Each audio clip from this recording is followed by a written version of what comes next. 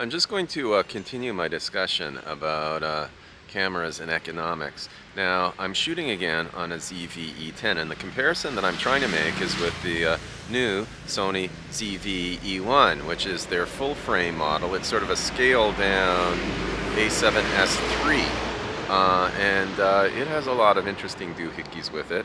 But basically, it's an A7S III in a plastic body, not a magnesium alloy body, and it is being sold because it's very portable. It's very small. There are problems with that size. It does tend toward overheating. That's one issue that it has. Another issue that it has is it doesn't shoot with a mechanical shutter. In other words, this ZV-E10 with its 24 megapixel sensor is actually going to give you better still photographs than the 12 megapixel mechanical shutter-free ZV-E1. But one thing that I think is significant even to people who are shooting mainly video is that the ZV-E1 costs significantly more than the ZV-E10. Both of them shoot 4K, but the ZV-E1's main advantage is that it has superb IBIS and superb inhibition of rolling shutter. The opposite is the situation with the camera that I'm using right now. There are workarounds with the ZV-E10, but really, if you're spending that much more money and you're shooting video, that's one of the big significant advantages you're going to get. There are other advantages too. You can shoot in 10-bit and so forth if that's the kind of thing that you need. But there are big costs that you incur by going with the ZV-E1.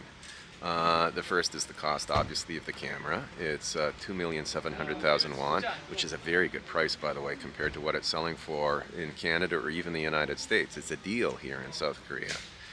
Nevertheless, that's almost 3 times the price of the camera that I'm using right now, the ZV-E10.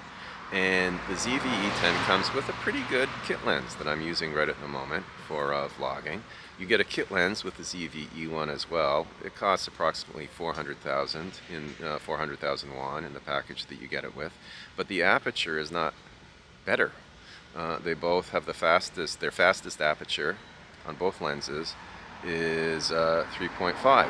To sort of maximize the full frame sensor of the ZV-E1 and maximize its low light sensitivity, what you have to do is buy another lens. And if you want a zoom lens that is sort of equivalent to this zoom lens that I'm using right now, but is full frame, you have to go up to, for example, the 16 to 35 full frame zoom that Sony sells. It's a GM lens, very good quality. It's got a steady aperture of 2.8, but it weighs a whopping 600 plus grams, which sort of negates the portability of the ZV-E1. And again, it costs a lot of money. It will cost you approximately 1,700,000 won here in South Korea. So you end up with the price of the ZV-E1, 2,700,000 won, the price of that lens, and you're ranging around 4,500,000 won.